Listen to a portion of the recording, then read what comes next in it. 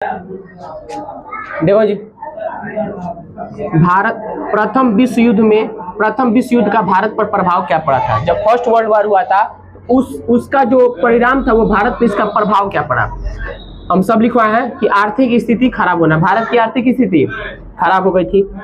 उसके साथ साथ भारत की आर्थिक गतिविधियों पर मंद हो गया, रोक लग गया। उसके साथ शिक्षित भारतीय बेरोजगार हो गए, जो बाहर कंट्री में जाकर काम करते थे उनका मतलब बेरोजगारी छा गया था। शिक्षित भारतीय मतलब पढ़े लिखे व्यक्ति भी होके बेरोजगार हो गए थे। चौथा कि इंग्लैंड की अर्थव्यवस्था एकदम खराब हो गई थी, क्योंकि इंग्लैंड जो था इस युद्ध में भाग लिया था, जिसके कारण इंग्लैंड की अर्थव्यवस्था खराब हो गई। उसके बाद भारतीय उद्योग अर्थव्यवस्था खराब हो गया। भारतीय उद्योग अर्थव्यवस्था मतलब कि भारत का जो उद्योग अर्थव्यवस्था है वो पूर्ण रूप से क्या हो गया था, खराब हो गया था। उसके बाद आइए मेन क्वेश्चन जो यहाँ से बनता है, ऑब्जेक्टिव। मॉन्टेग्यू चेम्सफोर्ड योजना कब लाया गया भारत में? 1919 में, याद रखिएगा। मॉन्टेग्यू चेम्सफोर्ड योजना को भारत में लाया गया 1919 में, और इसी योजना को किस नाम से जानते हैं हम?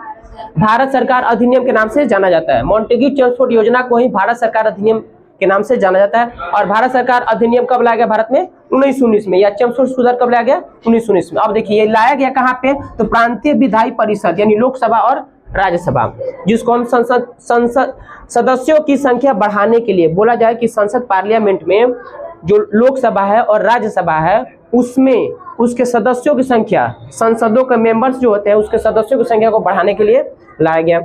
केंद्र में 2 सदन होते हैं, आप याद रखिए, केंद्र में 2 सदन एक लोकसभा और एक राज्यसभा। केंद्र में 2 ही सदन है, भारत में 2 ही सदन है, लोकसभा और राज्यसभा। लोकसभा को क्या कहते हैं? लेजिस्लेटिव असेंबली, अर्थात निचला सदन, ठीक है ना। उसके बाद है काउंसिल ऑफ स्टेटस, जिसको उच्च सदन कहते हैं, यानी राज्यसभा को उच्च सदन कहा जाता है और लोकसभा को निचला सदन कहा जाता है। सवाल ऐसे ही पूछेगा कि राज्यसभा को किस नाम से जाना जाता है? उच्च सदन, या राज्यसभा को कहा जाता है उच्च सदन, और लोकसभा को निचला सदन कहा जाता है। उसके नीचे आइए तो वहां से स्टार्ट होता है गांधीवादी चरण।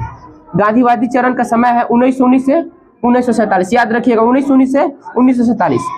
ये जब गांधी जी भारत आए, कब? 9 जनवरी 1915 को। साउथ अफ्रीका से भारत लौटे। लौटने के बाद उन्होंने सबसे पहले साबरमती आश्रम की स्थापना की। कहाँ? अहमदाबाद। आते आते इन्होंने साबरमती आश्रम की स्थापना कहाँ कर दी? अहमदाबाद में। उसके कुछ दिनों के बाद कृषक आंदोलन स्टार्ट किया। कहाँ पे? चंपारण और खेड़ा में।